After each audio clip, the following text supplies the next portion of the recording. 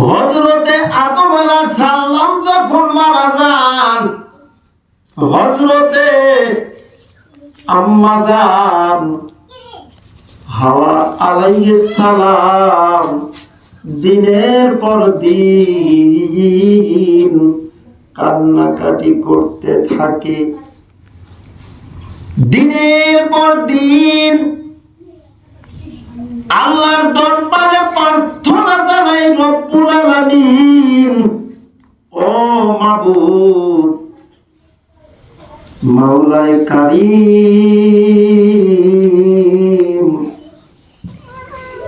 আপনি আমাকে মৃত্যু দিয়ে দেন, আমি আমার সঙ্গীর কাছে চলে যেতে চাই। বিরহ বেদনায় আম্মা জান হাওয়া আলাইহিস সালাম অত্যন্ত ব্যথা বিধুর অবস্থায় জানাজা দেন। ও মহান রব্বে কারীম, আল্লাহ গো, আপনি আমাকে আমার সঙ্গীর কাছে নিয়ে যান। হযরতে আদম আলাইহিস সালাম যখন দুনিয়ার ধরাধাম থেকে বিদায় নিয়ে চলে যান, হযরতে আদম আলাইহিস সালাম মারা যান। মহান আল্লাহ রব্বুল আলামিন হযরতে আজরাইল মালাকুল মাউত আজরাইলে পাঠায়া দেন। হযরতে আদম আলাইহিস সালামের জান কবজ হয়ে গেল। হযরতে আদম আলাইহিস সালাম মৃত্যুবরণ করলেন। হযরতে শীশ আলাইহিস সালাম আল্লাহর দরবারে দুটো হাত তুলে ধরে কান্দে, ইয়া রব্বে কারীম, ও মাওলা, আমার পিতা দুনিয়ার ধরাধাম থেকে বিদায় নিয়ে যখন যান, এখন কেমনে তার জানাজা হবে, কেমনে তার দাফন হবে? রব্বুল আলামিন ডাক দিয়ে বলে, ও জিবরাইল, জিবরাইল গো, তুমি তাড়াতাড়ি চলে যাও, জান্নাত থেকে তুমি 3 টুকরা কাপড় নিয়ে যাও, জান্নাতের ভেতর থেকে তুমি সুগন্ধি নিয়ে যাও, আর সিদরাতুল মুনতাহা থেকে তুমি ওই গাছের থেকে তুমি পাতা নিয়ে চলে যাও।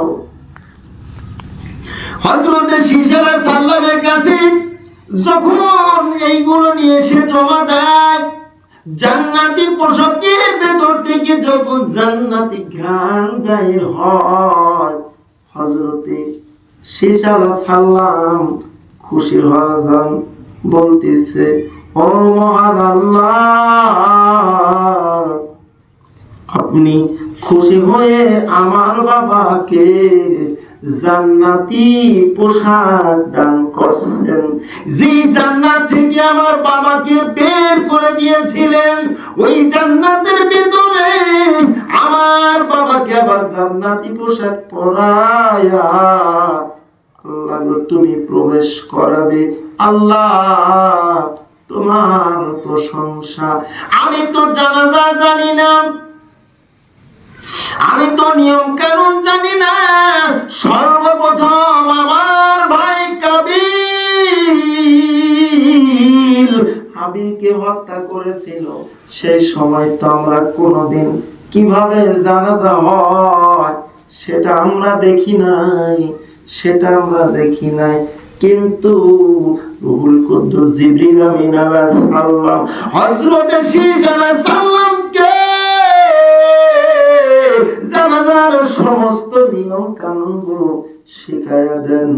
হযরতে শীষ আলাইহিস সালাম জানাজার নিয়ম অনুযায়ী বাবার জানাজা করে দিয়েছে। সম্মানীয় দর্শক বৃন্দ, সর্বপ্রথম হযরতে আদম আলাইহিস সালামের জানাজা, আর এই জানাজায় ইমামতি করেন হযরতে শীষ আলাইহিস সালাম। রূহুল কুদ্দুস জিবরিল আমিন বললেন, ও শীষ, আপনি আপনার বাবার জানাজার ইমাম হবেন, আপনার সমস্ত ভাইয়েরা মুক্তাদি হবে, আর আমরা আসমানের অগণিত ফেরেশতা মণ্ডলী এই জানাজায় অংশগ্রহণ করব। সুবহানাল্লাহ, সুবহানাল্লাহ। সম্মানীয় দর্শকবৃন্দ, আপনারা যারা সর্বপ্রথম কার জানাজা হয়েছিল জানতে চেয়েছিলেন, কে ইমামতি করছিলেন জানতে চেয়েছিলেন, কাপড় কোথা থেকে আসছিল জানতে চেয়েছিলেন, আজকের এই সংক্ষিপ্ত পরিসরে আমি যতটুকু বলার বললাম। আল্লাহ রাব্বুল আলামিন যেন সকলকে মানা এবং বোঝার তৌফিক দান করেন। আমিন।